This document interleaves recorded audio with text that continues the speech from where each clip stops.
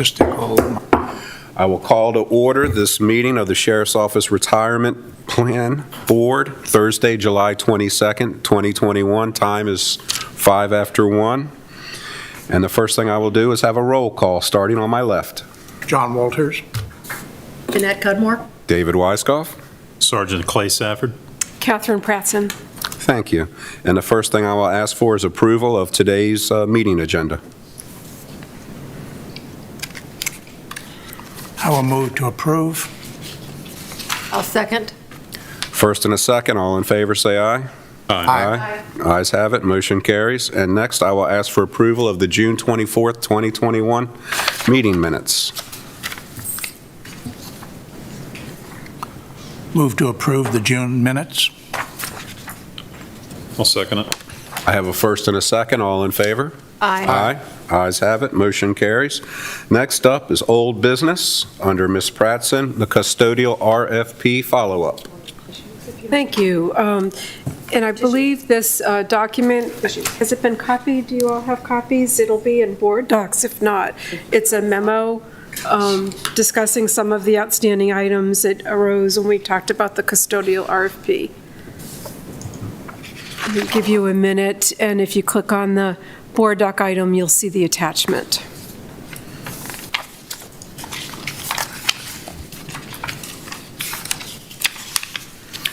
I don't think it made, Mr. Waters, I don't think it made it into the packet. You're going to have to look Hold on. on the let me get computer. in. Look over your shoulder. Let me get back in. Over here, actually. But this came about as to some of the questions we encountered last time, correct? And Yes. this is your response to that, and Yes. I think one of the most important responses to it was that you cite, was it 7.06 of the SORP document, plan, the plan document, which states that the sole responsibility and control, except as otherwise specifically provided herein, the county shall have the sole responsibility for and the sole control of the operation and administration of the plan. Correct.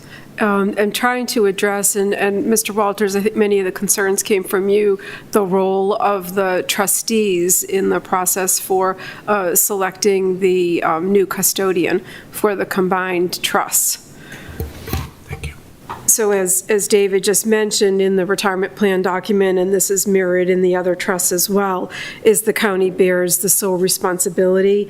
Some responsibilities are dedicated or are delineated to the trustees. The selection of the custodian is not one.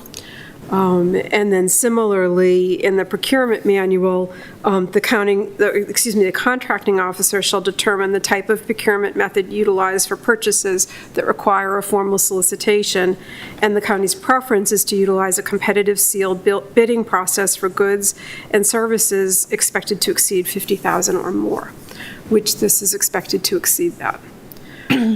So a roundabout way of saying that the county has determined, the contracting officer has determined that it's in the plan's best interest, the participant's best interest to follow the procurement process, which is a competitive sealed bidding. So there'll be a technical. And I'm good with all that. I think that's the way it should be. I think what triggered my objection to what happened was that, and you've outlined it, that this is the way it's supposed to be done, but I thought that it should have at least been bounced through us as the trustees before going on to where the ultimate decision is made, just as a courtesy at a minimum. Now, above and beyond that, I personally would favor an amendment to the procedure so that it stops here for review and then recommendation to the county. I know that's a heavy lift, but I just don't think we should be handed something that we haven't even seen, much less commented on. So I think the method to do that is to go outside of the procurement process. Right. And we went through lots of discussion about why it would be in the best interest to follow the procurement process. And I talked at length with Brandon, who's our procurement manager, and he described the process really is designed to keep people outside at bay the commissioners, boards, so the evaluation committee makes the best decision without undue influence. Right. And it's really, and the committee is supposed to work independently and anonymously and objectively. Right. Following the guidelines that are outlined in the RFP. And all that's fine, and I think that firewall is there and should be there. Right. But I think it's unfortunate that once that is completed, that this thing does not at least bounce through here before touching down to the people who are going to sign the contract. And, you know, it certainly can in an informational place, but not in a decision-making role. Right. Right. Now, what we did with the consultant RFP and we intend to do with the custodian is that a representative from the different boards would sit on that evaluation committee. Right. So, you know, And when the interviews were held, the members were invited. right, finalist interviews were held, but again, that was not in a, if you may No. recall, because you went to many of them, Yep. it was really informational. It wasn't in a decision-making role. And I think that was Observe. fine. I watched, I was very impressed with the process, but I didn't have a vote, I didn't have a voice. Right. So that's cool. Yeah, and we'll repeat that. So we'll repeat that for this because of the three boards, and then bring the ultimate decision to the commissioners. And it's important for the process to be consistent on how we've held and have held other procurement actions or, Especially Same way. if there's anything contested, exactly, we have You to know, make that- sure we're consistent. and that we are all the time. following the policy, right? Exactly. Okay. Well, thank you for that, Ms. Thank you. President. And then if I may, just one more item, and Pat was going to raise it. We've had some information from the principal on the transition.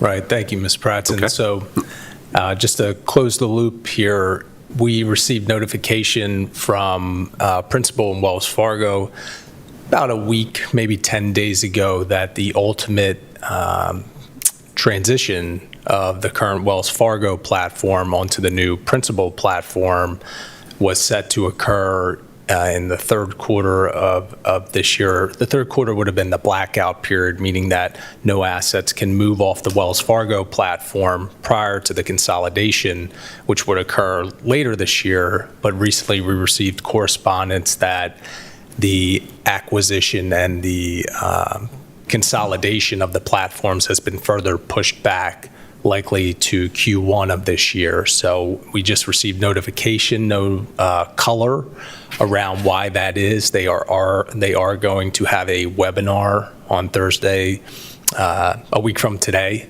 and I can forward the email along if any of the board or staff or trustees are interested in listening to that call. I suspect they'll share more information about the delay, but we wanted to bring it to the board's attention because it could impact the timeline to some degree. So if you recall, we were talking about approval, the RFP process, scoring, and so on and so forth, with the eventual transition hopefully to occur in Q1 of next year. So we can continue along that process, but that last piece of any transition may be further delayed into 2022 now that the principal Wells Fargo consolidation of those platforms has been pushed back further. So we can continue on in the process, but the ultimate destination may not occur in Q1 like we initially had thought. It may be another quarter or two in 2022 before anything would actually be executed, assets be moved and transferred and things of that nature. So I wanted to bring that to the board's attention. So for the remaining time that we have with Wells, can you explain to us how they're compensated for the work they're doing? Yes, sir. So how Wells is compensated, if you recall, I believe it was at the last meeting, their amended fee agreement, which I think was executed a couple years ago, is pretty consistent with most custodians. So they make money, the largest amount of their compensation is an asset-based fee. So the SORP has $130 million. I believe they're charging 3 basis points on those assets. So that's the biggest part of the fee. They also have a per account charge as well. Right now, there's only one account, given the changes that were made earlier this year. If you recall, there were some separate account managers that are managing securities on the Wells Fargo platform, so that has to be in a separate account.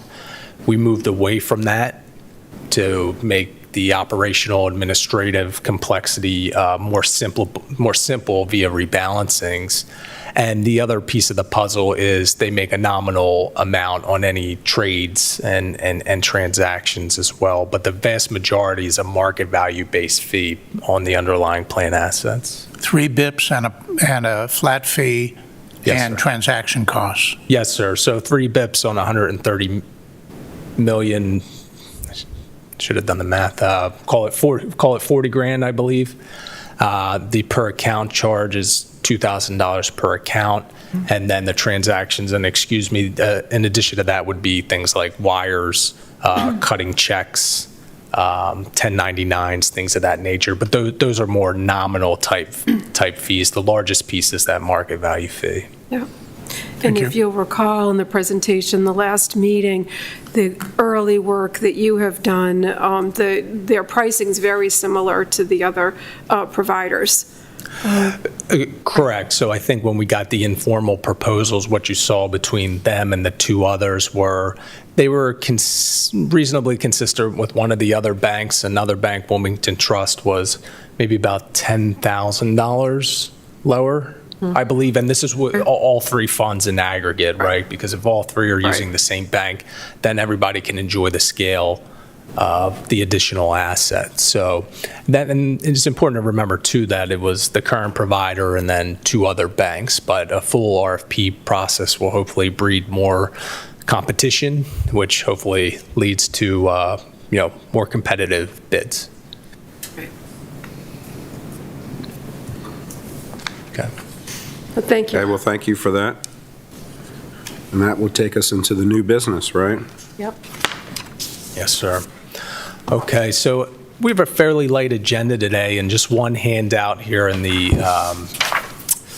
landscape book. And if you hop to just behind the cover page there on page 2, so prior to flipping behind any exhibit, we'll just talk quickly about the various items for today's agenda. So this is page 2, again, the table of contents in that book. So we have recommendations.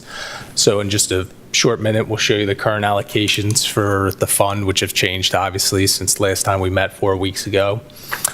Some recommendations, mainly around the liquidation of one of the hedge funds. We recall Graham was one of the 2 hedge funds that the board approved liquidating. Those documents were executed. The money has not come in yet, but we did receive notification last night that it should come in either tomorrow or perhaps Monday. So we have an idea of what that amount is going to be and a recommendation of how to invest that. And then we'll circle back to the asset allocation study. You know, it's largely a reprint from last time. I have added some additional slides, which will hopefully provide some additional context for discussions and or decision-making, really just to help us continue to move forward in the process. And then we'll wrap up with next steps, depending on the outcome of that, of what to tackle at the August meeting, in addition to the second quarter investment performance report, which we'll have at that time as well. So with that said, if you would all please hop behind Exhibit 1 now, and the recommendations on page 4. And there's a couple of quick things I'd like to lay out for context before we get into the specific rebalancing. So you can see on the top of page 4, that top row where things are in blue, and the third column where it says total assets. So the fund, through the end of last Thursday, or about a week ago, was about $130.57 million, as an increase of about $1.5 million since we last met 4 weeks ago. Equity markets have been mild since then, but we've also seen interest rates stabilize, come back down a little bit, which was positive for fixed income. And then in addition to that, we've also seen some of the private equity, credit, real estate numbers come in for Q1, so those values continue to be updated. And when you put all those pieces together, the fund itself, as I mentioned, up about $1.5 million since we last met towards the end of June. The other quick thing before we get into the exact recommendations, just for context, again, if you look all the way towards the bottom, that lower left box there, lower left table, the smaller one, we always take a look at, where things stand. So in black there, you see the listed asset classes per the policy statement. The black numbers are the current allocations, blue targets, and then the difference is green is reflective of an overweight and red vice versa, an underweight there. So in the differences, you can see those first 3 rows are equities. So we continue to run a sizable overweight to equities. But if you recall, that's largely sourced from the alternatives bucket, right? So you can see alternatives are underweight by about 8%, and that's the direction that we're heading. So we continue to think that makes a lot of sense. Now, we don't have that ultimate destination pointed out there, but we know generally we're headed in that direction. And also, more importantly, the equities in aggregate are within the confines of the current policy statement. Like we discussed previously, it's plus or minus 9%. So when you look at U.S., developed, and then emerging market and a cumulative basis, we're below the 9% right now. So as far as the specific recommendations, if I can draw your attention to the larger table up top and specifically the middle column where you see rebalancing within U.S. equities, so about 4 and 5 rows down respectively. Earlier this year, I believe in our meeting in January, we did a big review of the equity structure, meaning, how are things implemented? Where are any bets or tilts? And the conclusion to that was there was a big overweight to growth-oriented stocks. And some of the changes that we made, specifically in that small cap space, namely Virtus KAR, which is Kayne Anderson Rudnick, who's a higher quality growth manager, was already there. And then ICM below that was a new manager as a small cap value. And at the time, we implemented more of a balanced approach and equal weighting between the two. But if you work your way from left to right in those same 2 rows and the allocations, you can see right now Virtus is about 2.4% and ICM is 3.1%. So that's just really indicative of the fact that small value has done a lot better than small growth over the past 6 months. So for the first recommendation, what we would like the board to consider is essentially a slight rebalancing among those existing managers, meaning that we're not changing anything out of U.S. equities or necessarily changing the large cap, mid cap, small cap breakdown, but within small cap, a more balanced approach. So value has done quite well relative to growth as evidenced by those allocations, and this would be bringing them more in line with each other, essentially, selling high on small value after it's done, had a good run, and then rebalancing that back into small growth, which has also posted positive returns, but hasn't quite kept pace with small value. The other recommendation that is on the table relates to the liquidation of Graham, and this can be found really in the bottom half of that rebalancing column. So there's a couple things going on here. If you look in the alternatives here, the 3rd row down is the hedge fund investments. Right now in aggregate, it's about $8.65 million, and that's comprised of Millennium and then Graham. So the Graham liquidation, when we put the materials together, when you look in the middle of the page and see that negative 3,557, that was the value of that investment towards the end of May when we put the materials together.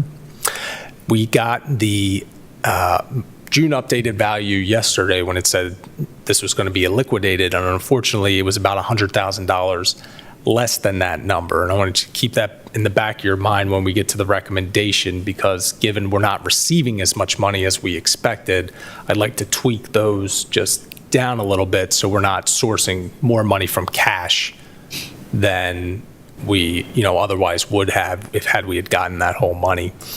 The second thing I wanted to point out here is you see the that negative 3,557. So where's that money going, or what's our recommendation? And the background behind what we're proposing here is, number one, again, we're just within the limit of the equity bucket, so we really can't add to equities right now given the IPS, but also the risk profile of the investment that has just come out, that hedge fund. It's generally, you can think of it as maybe a split between 50% equities, 50% fixed income from a risk perspective. So we think it makes most sense to really try to keep that risk profile of what we had consistent with where the money is going. So more to that point, essentially, we're proposing an even split or an even distribution of those assets to, you can see a few lines above that within fixed income to two of the fixed income managers, and then two of the managers within alternatives. And even though they're alternatives, recall these are Cohen and Steers is a listed infrastructure manager, and then the REIT index. So even though we can classify them as alternatives, technically they're listed equities of companies that own and operate infrastructure or commercial real estate. So with all that said, let me pause for a quick second. Any comments or questions before we get into page 5 here? I'm trying to sort out the mental arithmetic here. So if the alternatives are really either equities at heart or fixed income at heart, then what is our overall allocation? It's not 50-50, correct? I don't know if I understand your question completely, Mr. Walters. When I made the 50-50 comment, it was referring to the hedge fund specifically. Some of the other alternatives, like the private equity, the private real estate, and the private credit, those would be much higher of or closer to the risk of equities than they would be fixed income. But this investment where we're getting the money back right now is just that hedge fund, which would, in our beliefs, be more consistent as somewhat of a hybrid between equities and fixed. So I'm trying to get my head around this. If we step back from the whole portfolio, and we know there are things in here that we're moving away from eventually, but will we be left with a portfolio that is about, say, a 70-30, 65-35 mix once we parse the alternatives, or something different? I think from a risk perspective, that's sort of the ultimate goal, and I think it might be more helpful to provide that context once we revisit some of the asset allocation materials for moving forward, and you could see the projected returns, see the projected risk, and then compare that to the 65-35, which is also in those materials for comparison's sake, I think. So you're slotting them by risk characteristics, not by whether or not it is an equity alternative or a fixed income alternative? Yes, sir. Okay. Pat, I have a question. So you're characterizing them as alternatives, but are they liquid? I'm sorry, which ones? The Cohen and Steers and the Fidelity, so if you wanted to get out of them, you could? Yes, that's correct. So those are mutual fund investment vehicles, but since they're not straight equities, since they're not broad market equities, and they had been previously classified when we came on as alternatives, it would seem that would be reasonable given in spirit to the current investment policy statement, but it does increase the liquidity moving out of that hedge fund. Both those fixed income investments and Cohen and Fidelity have daily liquidity. Okay. Well, then, Long-term commitment, like a 10-year or whatever. Right, Yes. like the private, right? Yes, that's correct. to follow up on the question, what is the pathway for how a trade, either getting in or getting out, how does it happen For Cohen and Fidelity? for anything? What? You come to us with a recommendation and we discuss it and we say, yeah, let's do that. Yes. Then what happens? So what happens is, based on the board's approval, my team will draft a letter to Wells Fargo. Based on the specific approval, we pass it along to Ms. Pratson, who executes the letter and submits it to Wells Fargo, who then executes the trades. What is the typical lag time on that? Could be same day, depending It on. depends. Yeah, so we normally say if this was approved, again, we're still waiting on the wire. So say it comes in late tomorrow and it's available Monday, we'll have that letter ready to go first thing Monday. Ms. Pratson can sign and submit, and then Wells Fargo would execute it that day. Yeah, as You long as- fax it? No, scan it, and as long as they get it by 4 in the afternoon, they execute that day. I guess I'm a little concerned about, I'm used to when the client says buy X and the trade goes in, you have it. That's what Doesn't work happens. like that. Right, so Happens. So Pat will draft the letter, I send it to Wells Fargo, and Wells Fargo executes it. So if I understand it, so we don't execute the trades, is that what you're getting at, Mr. Waters? I'm just trying to find out who does. Yeah, so Wells. it's the bank at using the letter that we draft based on the board's approval, and then using the letter that Ms. Pratton submits, they take that as authority to execute those trades that she's sending on the letter, and they typically happen same day. Right. Thank you. Yes, sir.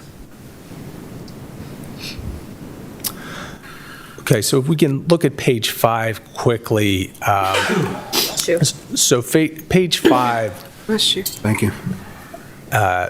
really succinctly lays out those proposed recommendations as I listed out above on that first row, moving $500,000 to Kane Anderson from ICM. And then those bottom 4 rows, as I mentioned earlier, that was predicated on us believing we were going to receive that $3,557 million number above, which is turned into more like 345.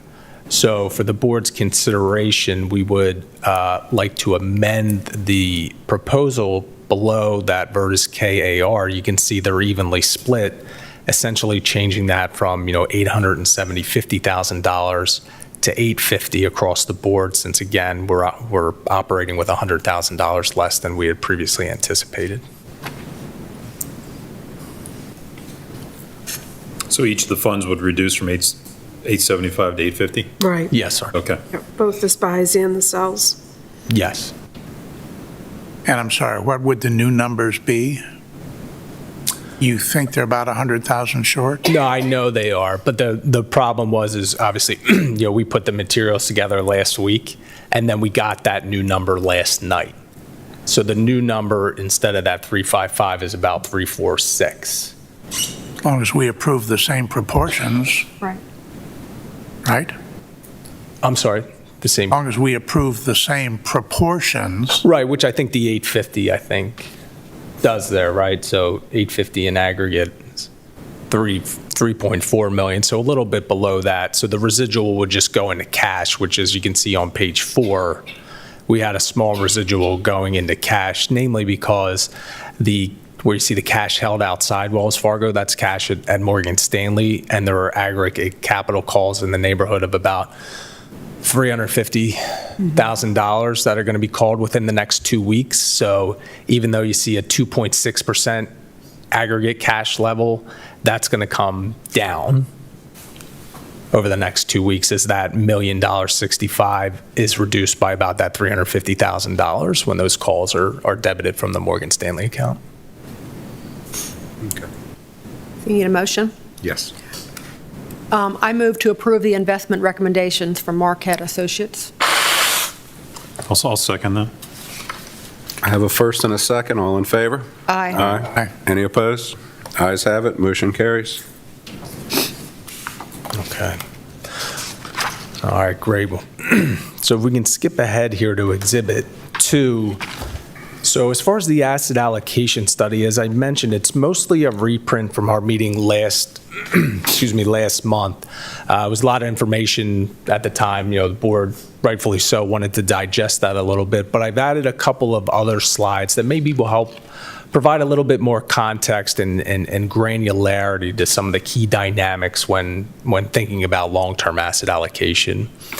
So if you look at page 7 quickly, most of this is pretty straightforward when you think about, as fiduciaries, what should be taken under consideration. So you see those primary objectives, right? Maximizing long-term rate of return, right? Very straightforward. We all know that. At the same time, we want to minimize our risk, right? We all know that as well. And then ensuring sufficient liquidity, right? Not having to sell something at the wrong time to meet benefit payments or other liquidity needs. But as we note there, these can conflict with one another, right? We're trying to maximize our long-term rate of return. We want as much in equities and equity-like assets that we can. But then obviously that conflicts with minimizing risk. It could also conflict with ensuring sufficient liquidity if we have a high allocation to alternatives and things of that nature. Now, when we talk about liquidity, it's also important to note we worked with Bolton to get those 10-year projections to incorporate into the study, and based on their information, the fund itself was going to be either slightly cash flow positive or neutral over the next decade, meaning that employee and county contributions were either going to be greater than or completely offset the projected benefit payments and expenses. So when we think about risk, it's not just, standard deviation or volatility, things of that nature. You always want to minimize that risk of illiquidity becoming a problem, right? Because if you have a large illiquidity bucket and you need to sell something to meet your needs, you can't touch that, right? So then it could lead you, or force you is probably a better word, to having to sell something else at exactly the wrong time. So we need to be cognizant of all these issues. And again, they can conflict with one another. So the balance is really trying to find that optimal or the best balance between those three dynamics. Back up to the neutral, the Bolton statement of neutral. Yes. Is that based on contribution flow against expected outflow? Yes. Just those two things? Well, it would be anything coming in and out of the plan. So the contributions would be in the form of the employees and the county. And then outflows would be in the form of benefit payments and other more nominal things like fees and expenses. But in So a market crash is not in that statement then? well, market crash isn't in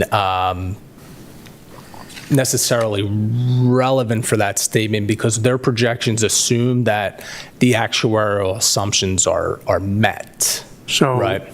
But if say the market did crash, what the effects of that would essentially be less assets, lower funded ratio, and thereby higher county contributions. So if the market did crash, then you would expect cash flow actually to be even more positive because the county would have to make up that shortfall over time. okay. Okay. It's a little iffy. So on page 8, this is a reprint, but I wanted to just reference this quickly before we get into the new slides, and then I'll pause there for any comments and discussion around it. But when we looked at this last month, if you recall, we looked at a few different mixes. So the first one there, the 65-35, is just a traditional portfolio of equities and fixed income.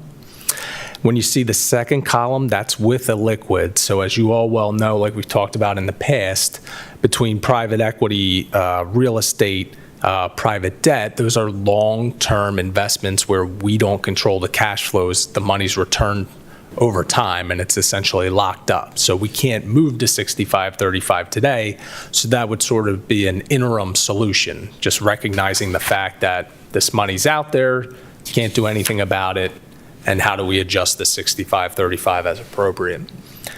The third one there, you see with illiquids and hedge funds, that is the same as the second column. However, it still incorporates one of the hedge funds, Millennium, who, as we've talked about previously, is one of the top performing hedge funds in the space. It's mostly well sought after, very, very hard to get into. So to the extent that the board wanted to continue with an investment in the hedge fund space, we would recommend keeping that investment. And then finally, on the last page, again, this was our recommendation. It largely is, I don't want to say similar to the current policy. There are important tweaks, maintaining an appropriate allocation of fixed income equities, but still maintaining some allocation to alternatives with the addition of things like global infrastructure that we talked about previously, really to play the role of that inflation insurance in the portfolio. Remember when we talked about in March, the periods where equities tend to do poorly or either an economic contraction or recession where high quality fixed income tends to do well when rates decline. But then in an environment where inflation is picking up and interest rates are increasing, that's usually poor for equities and fixed income. So is there another option or sort of set of options that could provide a ballast or a downside protection in that sort of scenario for the rest of the portfolio. So with that said, if we look at 9 and 10, I want to break this down a little bit more on a granular basis across a couple of key themes here. So again, on page 9, what we discussed previously, again, was, what type of insurance is important to hold when equities do poorly. Again, if there's a recession, if inflation picks up hotter than expected, and within that context, when you think about asset allocation, what is the role in the portfolio of these assets? So is it number one, growth, right? Is that the growth engine of your portfolio, like equities, private equity, things of that nature, the assets that are going to drive or have the biggest impact on you hitting the 7.25% return? And then coupled with that, you see the two insurance columns, insurance being deflation, meaning where the economy turns down, economic contraction, interest rates fall, high quality fixed income's the best insurance for that. And then finally, inflation insurance, which admittedly we haven't seen for quite some time, but is becoming more and more of a concern these days, as I'm sure you all are well aware of and have seen at the grocery store and the gas pump, certainly as I have. And having a dedicated bucket to that piece of the portfolio to protect us if it does unfold. And we don't know if it's going to unfold, admittedly, but that's like any insurance, right? We don't know if it's going to happen, but when we need it, we're sure grateful that we have it and can cash it in. And in this case, cashing in insurance would mean either meeting liquidity needs should they arise or rebalancing back into your growth engine, your equities after they've fallen, right? So hopefully selling high on your insurance and then buying low when your growth engine assets have declined and you can buy them at a cheaper level. And you can see the differences down there where the first three don't have necessarily a material allocation to the inflation assurance, whereas our recommendation, call 10% material, and that would be split amongst, say, real estate assets, infrastructure assets, and TIPS, or Treasury inflation protected securities, which is fixed income. But those values are adjusted as inflation rises over time, whereas regular fixed income, there is no adjustment. And the money you get back on a real or inflation adjusted basis goes lower and lower to the extent that inflation increases higher and higher. So that bottom cross line, the 10% down there in the corner, some of that could be fixed income like TIPS, Yes, sir. and some of it would be over on the equity side like real estate. It could be, and this is one of the things I'm going to mention on the next page. When you think about that in inflation insurance, Mr. Walters, it could be listed REITs, listed infrastructure, private investments of both, or a combination of the two, and they would all play that role. But does not that give us a overall, in that scenario, bottom line going across, an overall portfolio that is closer to an 80-20 mix? Well, it depends on how it's implemented. So if you have inflation insurance that is purely listed equities, then yes. If you incorporate that as a part of not just listed, but privates, which are, like we talked about, smoothed over time, and because of that smoothing have lower volatility, then it would be somewhat of a hybrid, like I talked about the hedge funds earlier. So from a risk perspective, to answer your question, the more that inflation bucket is comprised of listed equities, then yes, it would increase the sort of equity beta or equity risk in the portfolio. Now, those equities would still be expected to do better than the broad market equities if inflation picks up. But if you incorporate some of that bucket and not just listed, but then the privates, which are smooth, then we would expect that sort of risk profile with those privates to be more sort of 50-50, 60-40. So then you're not really an 80-20 type mix. You might be closer to 70-30 or 72-28, something of those lines. If a rising tide lifts all boats, wouldn't the insurance be superfluous? Your Meaning, portfolio's going up anyway in this scenario. if it was listed equities? Yeah. Right. It would lift all boats. We would expect those assets to do well, but in any downturn driven by inflation, then at least on a relative basis, we would expect them to perform better than just broad market equities, given the underlying assets are real estate. The underlying assets are infrastructure, and they have some inflation protection at the underlying asset level that hopefully you would experience that benefit as, the equity owner or the equity holder. Okay, I see where you're going with that now. You're plugging some of that 10% in for a long-term smoothing. Correct. Okay. Correct. And I think that's a good segue, Mr. Walters, to page 10, because when we think about these risk dynamics and the liquidity dynamics,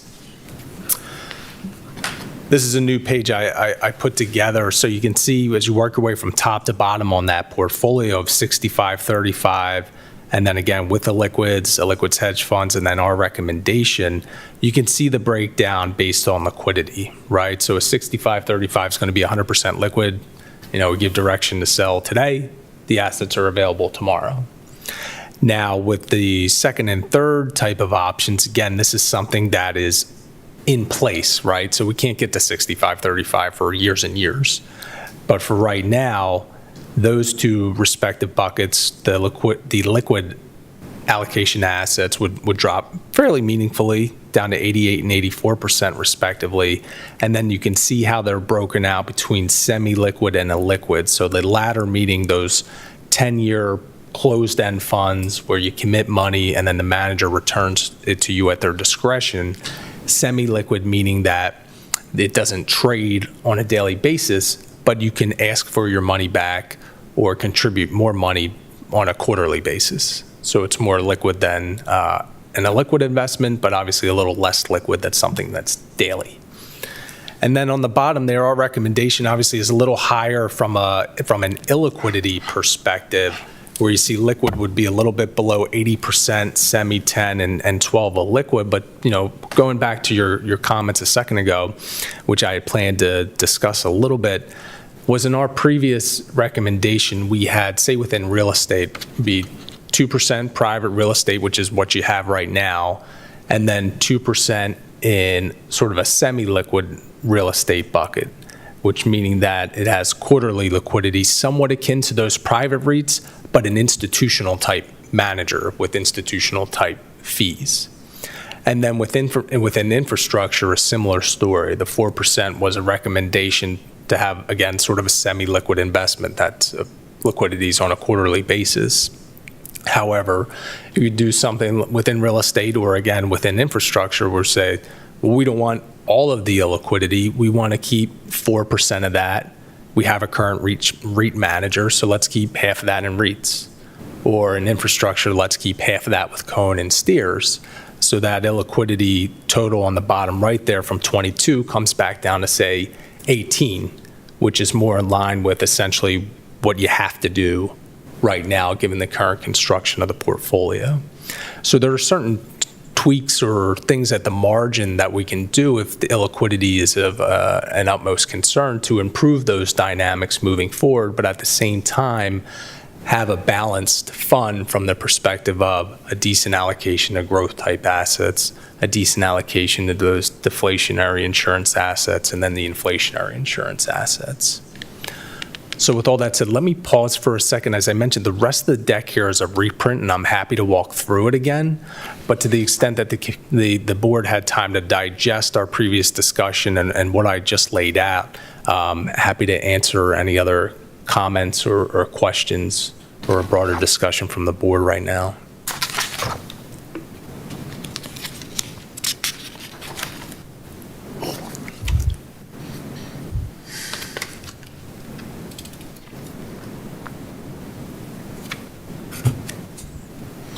And what are you seeking today from us? So I think today it's largely, I would say, direction. So, direction in the sense that we spent a lot of time around education between the asset classes, studies and things of that nature. We presented the asset allocation study, made some more comments today. So I think it's something where, maybe the board in aggregate is say, hey, we're comfortable with X, Y, Z, or hey, can you bring back something that looks more like ABC? And we can do that. Just looking for a little bit of direction of how we can continue to move forward and get to an ultimate, destination of what that long-term strategic asset allocation looks like, and then begin to draft a new policy statement and incorporate that into the new policy. Okay. And Pat, maybe if you'd bring everyone's attention to just 11 and 12, where estimated returns. Yes, for the yes. Yep. characteristics, that might be helpful. Absolutely, absolutely. So on page 11,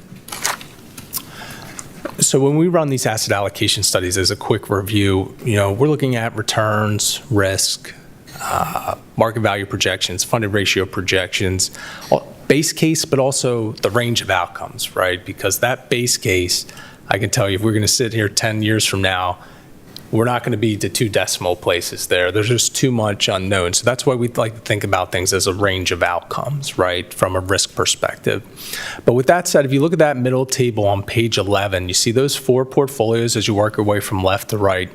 Now, importantly, when we think about the second and third, to the extent that we have that illiquidity now but want to get away from it, these projections assume that it's maintained throughout the 10 years, meaning that would sort of be, say, a higher base case than we could reasonably expect, because as those assets are returned, and if we move them into more liquid assets, the base case might come down a little bit, because if you see that 65-35, our base case 10-year projection is about 6.25, whereas the second and third are around 7. But again, that assumes those allocations are maintained through over time.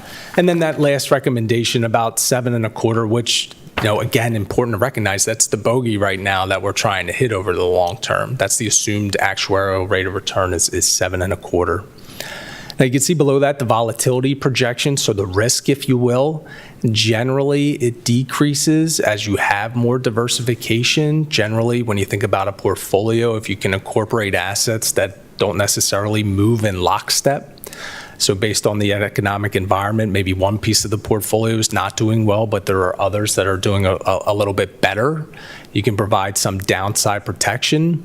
And then in that last row where you see average return divided by average volatility, what that's saying is, we want to get paid as much as we can for the risks that we're taking. So higher numbers are better. They are generally more attractive. But to get back to my range of outcomes comment, if you look on page 12, this is the distribution of returns over the 10 years. So I showed the base case, but what about the distribution? So in that middle of the page where you see the 50th percentile, that's pretty much the base case. Above 50, meaning 75 and 95, those are best case scenarios. And if they come to fruition, that would be terrific. But what we're keenly concerned of are more worst case scenarios where you see in the 25th and 5th percentile on page 12. And as you work your way from left to right there, again, thinking about the distribution, again, based on our analysis, having a little bit more diversification would be helpful, namely in those worst case scenarios, again, because you have some parts zigging while others are zagging if you get a generally poor economic environment. So when you look at this in aggregate and we think about the range of outcomes or the distribution, to the extent that we can we shift it into our favor? So what does that mean? Can we have like a higher floor, right? A higher base case and maybe a higher upside. So instead of the curve being like this, we can shift it a little over or a little higher. And that's generally, based on our analysis, what we think the potential distribution of those outcomes would be, incorporating a little bit more diversification outside just the traditional 65-35 portfolio. Comments or questions around that? The rest of the exhibits really look at it from a market value perspective, from a funded ratio perspective, but the takeaways are largely the same around the distributions. If you have higher returns, then by default, the market value should be higher, and if your assets are higher, it doesn't impact your liabilities, so your funded ratio will be higher as well. And we did look at it, again, just to revisit across a couple of stress tests where we looked at it in actual events and actual periods. And just to hit on those quickly, that they start on page 15, where, previously we're looking at simulations, but what we can do is look at, well, how would these portfolios have performed in the 2008 financial crisis, in Black Mondays, so in 1987, where the market went down by north of 20% on one day. And generally, again, you can see the analysis in the tables to the right. If you have a little bit less in equities at the beginning of a period, then that would make a lot of sense. If you have poor equity markets, you generally have some downside protection, and then you're working off a higher base once markets to begin to recover. So when you look at those 2024 numbers, all the way to the right of those tables, in most iterations, we'd be looking at between, say, $6 and $7 million more in each of those distinct periods than we would have been in just a traditional portfolio. And again, these are actual results. How would these asset classes have actually done during these periods?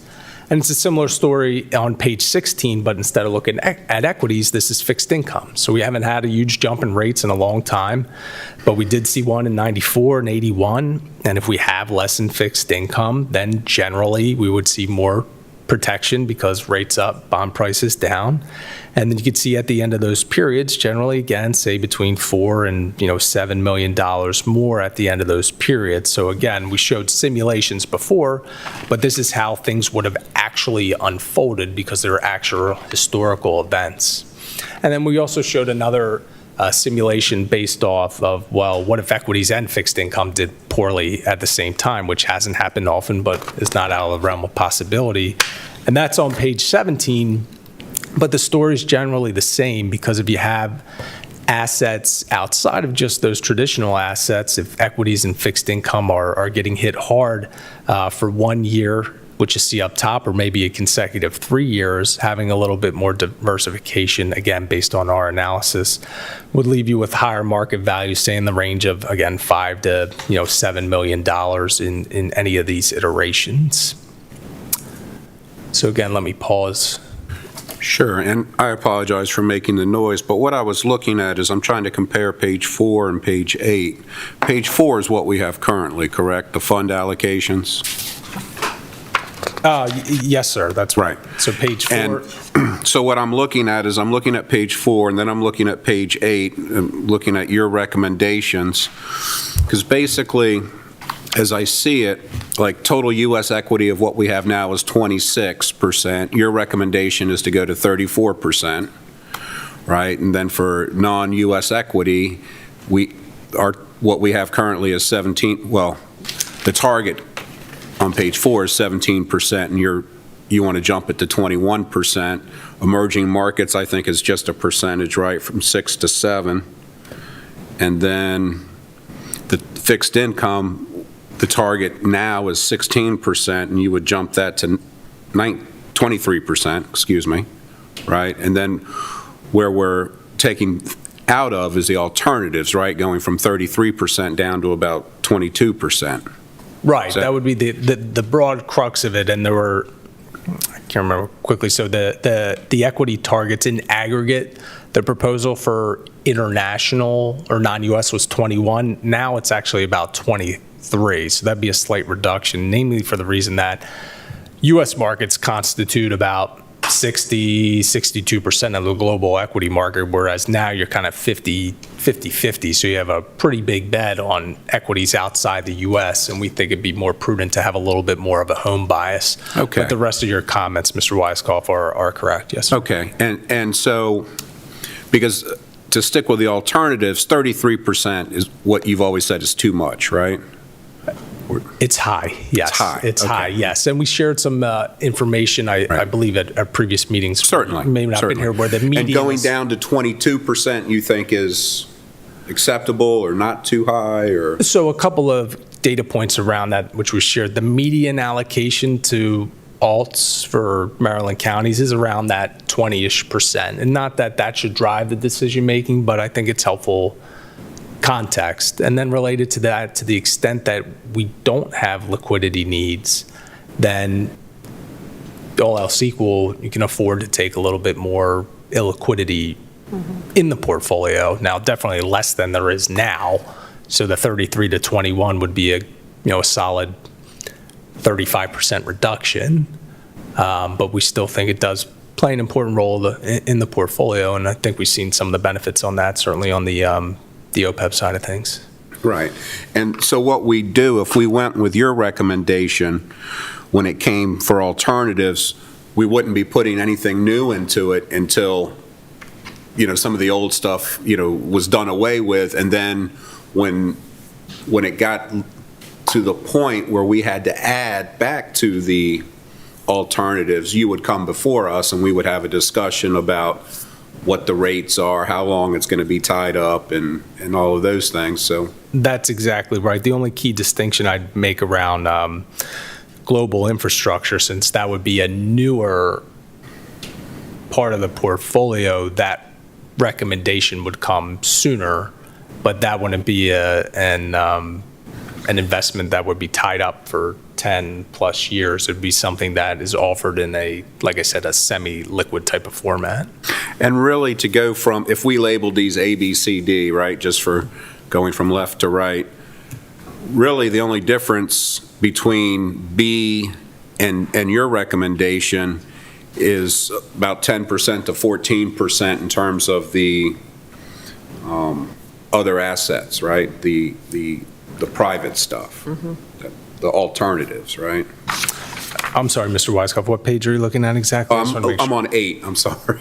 You're- I'm just you're- flipping from 4 to 8. So I'm on 8 that's looking, if I was to call these A, B, C, and D, the four okay. choices, that really the only difference between, and I I assume see what you're saying. these choices are, least risk to most risk, right? Are we,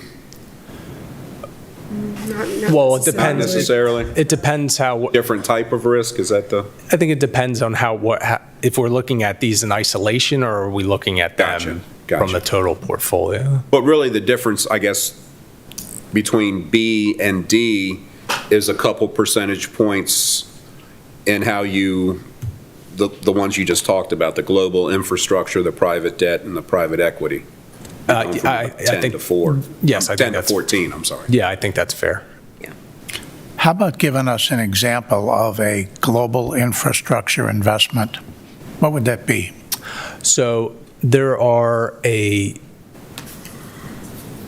to think of the number, maybe, I don't know, a dozen managers out there that do open-ended global infrastructure. So again, I think the best analogy here would be from a liquidity perspective, certainly not a fee perspective or an institutional quality perspective, those private REITs is, in essence, what type of liquidity that they will provide. So names out there that run these types of strategies are JP Morgan, Brookfield, IFM, which is an Australia-based firm that have track records going back 10, 15 years, which essentially, like a private real estate manager, buy, own, and operate infrastructure assets. So the things we talked about a few months ago. So, tolls, bridges, railroads, utilities, data centers, towers, things of that nature. And they're buying these assets, owning and operating them. So you as an investor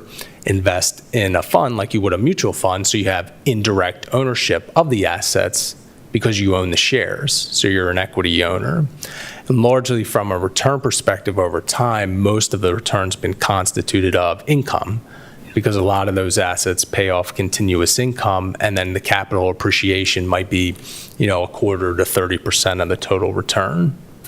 So as an example now, specific example, would the Dulles Toll Road be the kind of thing that would be included in one of those investments? So not the Dulles Toll Road specifically, but so one of the managers, say IFM, they actually own a toll road, the Indiana Toll Road, which connects through Pennsylvania and Ohio, and that was previously a privatization of about 10 or 12 years ago that they made a purchase of, and now are owning and operating that. So that could be a part of the puzzle, a toll road like that, sure. All right. It's not like investing in a zillion shares of Caterpillar or Brown No, Root no, or something like that. So it's not investing in the stocks of underlying companies. These are buying the specific assets, so like the specific toll road or the specific satellite tower or data center, and then owning or operating that. And then you as an investor own shares in that fund, so you have indirect ownership of the specific As asset. opposed to the people that build those sorts of things. Correct. Okay. Yes, sir. So when somebody looks, at the basic 65-35 or 70-30, it's 70 in stocks and then 30 in your fixed income, right? And that, the reason for that is what, you're keeping 30% that you're not going to lose if everything went to heck, or how would you? No. You want to take this one? Go ahead, Mr. Waters. I see you shaking your head. Now, you can lose on the fixed income Sure. side. Those values can go down. Now, I got to parse the term loose because a lot of people out there think the value, let's say I buy a bond, a $100,000 bond, and rates go up, my value goes down, I've lost money. No, I have not. I haven't lost a thing. It's still producing the income I bought it for. But you get the fixed income, whatever the ratio is to the whole, the fixed income is the cushion, because normally, not always, but normally, if you've got a drop going on the equity side and people are fleeing Right. the risk, it's called risk off, where are they going with their money? It can't sit under the mattress. It's got to go over to the fixed income side. So this piece dropping, most often this piece pushing back, as opposed to we don't have that, and you have a bigger drop, right to the basement. Well, I'm just looking at what you have, basically going from, that's like the biggest drop, right? Going from like a 33% in fixed income to, 19%. Well, so it's more than you have now. Right. But Because you're- less than the 65-35. Right. But to Mr. Walter's point, I couldn't have said it better myself, it's the insurance, right? When things turn It's your down. cushion. Right. But to your point, if 19 is the number, I would not vote for that. I think that's a pretty thin mattress. Well, 23% total. That's still a pretty thin mattress. So how big a mattress do you need? I'm just curious. I think we would do very well with a central target of 65-35 with a 5% swing either way. You could go to 70-30, you could go to 60-40. So would you not do any of these hedge funds, real estate? I've said it before, I've said it again, I'm plain vanilla. No, I Okay. wouldn't. Okay. And I'm not saying they don't have a place, Right. but I think that for who we are collectively, and I'm not denigrating anybody's intelligence when I say this is pretty much above our pay grade, those specific things. Right. And we got led down the primrose path once. I don't want to go there again. Okay. Well, I haven't been there yet. So Don't go there. And if I could just make a couple of quick comments, I'll tell you, I would like nothing more than to be as simple as possible for the reasons that Mr. Walters rightfully laid out. But the key consideration is, again, based on our projections, just given how low fixed income yields are, it's going to be very hard to get to that 7.25%. And when you think about it, Right. even if you're making money, if you're not making as much as that 7.25%, then the health of the fund comes down and it has budgetary implications. So Right. take it for what it's worth. But if interest, but all that said, Mr. Walters, hey, in 3 or 4 years, rates go back up, then, we revisit this annually, and I'd be the first one, raising my hand saying, let's simplify things, but. Well, the second one gives you 30% in fixed income, so there's your That's a 5%. 70 yeah, that's your my 5% swing. But it also allows us, 10% in other assets, right? So I see what you're saying. But I If guess- you look at the expected returns. Right. The 65-35 does the worst in every scenario. Right. Well, I guess my thought on it, and by no means am I an expert, and that's why, we have an expert sitting in front of us and other numbers people on the board, is, to me, 65-35, and I'm a plain vanilla guy, especially when, the plain vanilla does pretty well most times, so I get that. But that's because Dave Weiskopf's pot is very, very small. This pot is so large to me that it seems you have to diversify more than you would in my little, no. Okay. Because the diversification takes place within, let's say, the growth in income space. Mhm. If all you had was one or two growth in income stocks, you're not diversified. Okay, I follow. So you're not only diversifying up and down the risk pyramid, but within each layer, you're diversifying sideways. Okay. And that, I don't have any of that goop in any of my investments, and Sure, I'm doing okay. sure. The other quick thing is the Mr. Weiskopf portfolio is, not to get morbid, but finite, whereas this operates in Right, perpetuity, right, so there's right. not, we don't have to de-risk. I only have to plan for another 10 years. I got you. Right. I got you. But I mean, this operates in perpetuity, Right. so the time horizon's a key consideration as immaterial. well. Absolutely, Yeah. absolutely. Right. And again, to achieve that target return of the 7.25, you have to have some go over and have more of the risk. And for the long term, the 10-year long term, Right, and again, this is something obviously that we revisit Right. time and time again. The thing I would mention to Ms. Prattson's point is those second and third one, based on my understanding, was sort of an interim in the sense that we have to do it right now because we have commitments, but over time, Right. then it would migrate back to a more simple traditional approach, hence my comments earlier that if we do that, the 7 and 706 is inflated. I would, based on everything, I guess I would probably be good with number 2. I'm always a little iffy on hedge funds. I mean, I get that they have their place. So I would be fine with, and I'm just, again, going to call them, I'm looking at page 8, and I'm going to call them A, B, C, and D, D being your recommendation and A being vanilla. I'm happy to go with B or C. I don't, and as Mr. Wing says, we can always, this is always to be revisited, right? This isn't something that we should put in place for the next 20 years.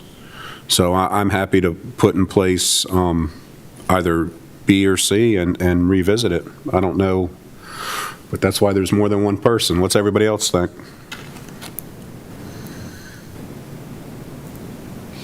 Why on page 15, I think it was, let me check. I'm sorry, 17. Why did you pick 3 years for the perfect storm stress test? Sure. So when markets are poor, they're generally not sort of a steady decline or downward trend over a 10-year period. Things tend to happen in bursts, like we saw in the pandemic. Admittedly, that was a much quicker burst than we had seen before, but even like the global financial crisis in 2008, that poor market was just over a period of 1.5 years. So that's why we look at these short-term time periods, think of them as stress tests. So the 1 year may be the most applicable in the sense that a poor market in equities tends to happen, more abruptly certainly than 10 years. But then we do the 3 years to say, well, it's not out of the realm of possibilities that over the next 3 years, equities could experience pretty poor returns. But that's why we do it in those short-term time horizons, because it tends to be, a very abrupt type of event compared to 10 years. Well, check me if I'm wrong, but when we had the '08 meltdown, and like you said, it was about 18 months, 2.5 months at the end of '07, all of '08, and January, February, and 2 weeks in March in '09. Yep. Okay, fairly compact, but it was pretty vicious, Yep. top to bottom. Yes. But if we isolated '08, it hurt, but it wasn't nearly bad as top to bottom. It was only about 38% out of a top to bottom 50%. Correct. So is 3 years more indicative of a Great Depression situation? Certainly not. I mean, we think of the Great Depression, I mean, peak in 29, small rebound from 32 to 37, right? And then another drawdown to 42-ish. So if we think about a long 10-year period, that might be more indicative of the Depression, whereas just from 29 to 32, yeah, it might be the 3 years down there. Was that your original question? I apologize. Yeah, so the perfect three might be more indicative of the Great Depression, but from a magnitude perspective, that peak to trough decline was close to 90%. Whereas here, we're assuming equities go down 15% a year, which is closer to, say, 40-ish percent.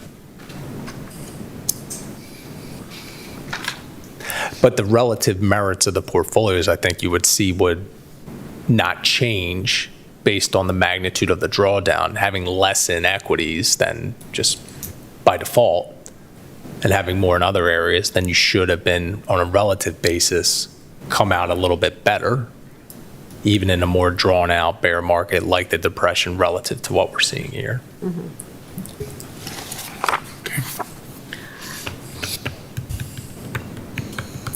Other thoughts? Yeah. I'm more of a vanilla person. You know that I'm conservative. You watched me over the years with Certainly. the budget. But I do know that we do have to achieve a certain target. And I do know in the long term, it does take, you're going to go up and down a little bit. But so I'm with your recommendation, the 4. Or either that or maybe the 3rd. I could. Yeah, I'm not qualified to make these decisions. I mean, that's why we pay you to do this, and I have full faith in your recommendations, and I think it's great we have expertise like John down at the end. But this is, I mean, I trust what you're telling us. Yeah. And that's why we vetted you like we did in the RFP process, and that's what I'm going to go with. Yeah. Okay. So I'm not a voting member, but Right. Oh, thank you. if So, I had a vote, I would go Okay, with the Marquette okay. proposal. okay. Well, So do Clay, we would need you a like to make motion to? Sure. I mean, I could go with number 4, but to keep, what John says, has sense too. So, do we go with number 3 and revisit it in a little bit? Well, that's somewhere in the middle, so. I'm always, And our hedge funds, let me back that up. We can get out of our hedge funds a lot easier than we can get out of some of the other things that we're in. A lot The easier. others are going to have to age out, is that correct? Yes, sir. So many of to what Mr. Walters is referring to is the private equity, credit, private real estate. Hard to get out of. Many of those commitments were made in sort of the 17, 18, 19 timeframe, meaning that they're going to be around till the end of this decade. Right. And then currently, obviously, that's why we have the current allocations to them, because they're there. And then we can revisit later on whether or not you want to migrate further to the 65-35 based on what happens, or maintaining those, but with different funds and different that's true. managers. Your point is whether we like it or not, we're not going to be at the We're not stuck. 65-35. Right, Right.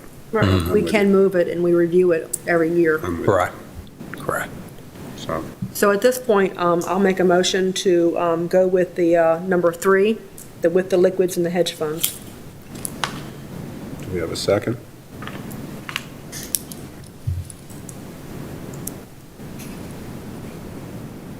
Second going once. Second going as the chair, I don't second, I don't believe, so no second, so the motion will die. Right. Well, we can make another motion. Mr. Walters? My motion is that we move toward a 65-35 mix in column 1, with the understanding that we could have a 5% swing either way, either market-driven or by reallocation. I'm sorry. This is my turn. Sure. Yeah. There's a motion on the floor, is there a second?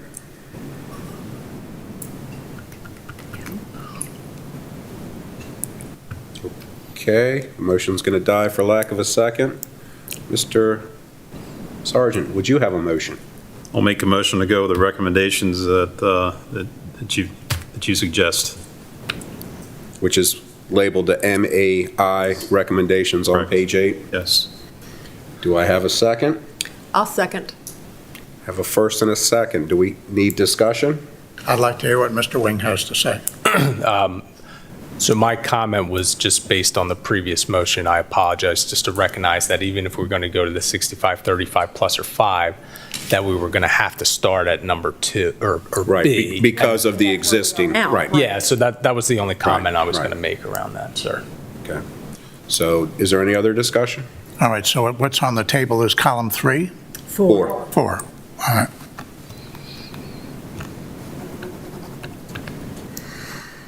Okay, if there's no discussion, I'll have a vote. All in favor, signify by saying aye.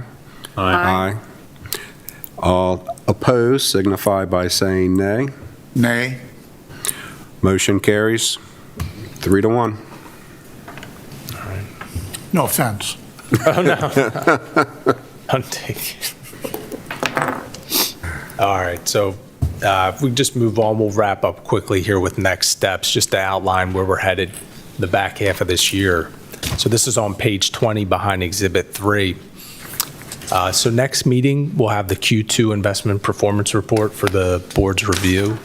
Along with that, any recommendations as we've done regularly. And then what we'd like to do, you see investment policy review update. What we will bring is the current policy and a draft of the new policy and just walk through the differences between the two. And next meeting, we're not looking for an approval of the policy. And I think an appropriate track is for us to bring it presented in broad terms and then for the trustees to take it back, digest, and then at a subsequent meeting, we can talk about any possible revisions or edits. So that's that's the goals for the next meeting. And then subsequent to that, we'll continue to do the reporting recommendations. We'll continue on the investment policy to get that in line, hopefully before year end. We'll continue with the custody updates. They seem to be fluid, as we discussed earlier. And to the extent the board wants to continue to discuss traditional versus OCIO, we'll take a look at that. But I suspect that might be a 2022 endeavor to the extent that the board, again, would like to explore that further. But with all that said, that wraps up my comments for today, unless there are any other comments or questions for me. Thank you, Mr. Wing. That would bring us to the committee reports. Excuse me. Okay, we have 2 invoices that we paid this time. One from Marquette Associates for consulting services for the first quarter of 2021 in the amount of $30,147.40. And then we had an invoice from Bolton Retirement in the amount of $524. The actuary prepared a retirement calculation and also reviewed a qualified domestic relations order and calculated the benefit due to the ex-spouse, all for a total of $30,671.40.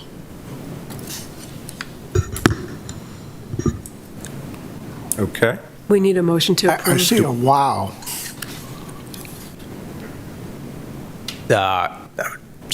No comment right now. Well, then I have a question. Okay. So, all right, there's Marquette's cost, that's fine. Yes, sir. Where and how do we see whatever the custodian is doing? Get sucked out of the account? I think that might be a question for Ms. Bratson. Out of the Yes, I get a quarterly statement, and it is deducted from the account, Right. Monthly, quarterly? quarterly. Quarterly, okay. But they have the authority, I believe, to just, do they need your permission, or are they just sending the invoice and then they just deduct it? They're sending the invoice and they deduct it. It's Okay. part of the agreement. But I can certainly provide, bring the invoice or include it in the administrator report. Okay, I would appreciate that being a part of what we see. Sure, absolutely. Thank you. Apologies. I'll make a motion to accept the plan administrator's report. I'll second. Have a first and a second. All in favor? Signify by saying aye. Aye. Aye. Any opposed? Ayes have it. Motion carries. Next leads us to the public comment section. Only if I may, I just wanted to make sure the board was aware that this is Karen Gates' last meeting as the benefits coordinator and assistant to the plan, and then Sheila Smith will be filling in for Karen, and welcome. And Karen, thank you for all your work. Absolutely. Yes, thank you. Good luck and safe travels. Sheila, you're going to do great. And that would bring us to closed session. I need a motion. I move that we exit the open session and reconvene in closed session, I'll second it. discuss appropriately untransparent items. I don't know what the wording is. Personnel. Thank you. I have a first and a second. All in favor signify by saying aye. Aye. Aye. Any opposed? Ayes have it.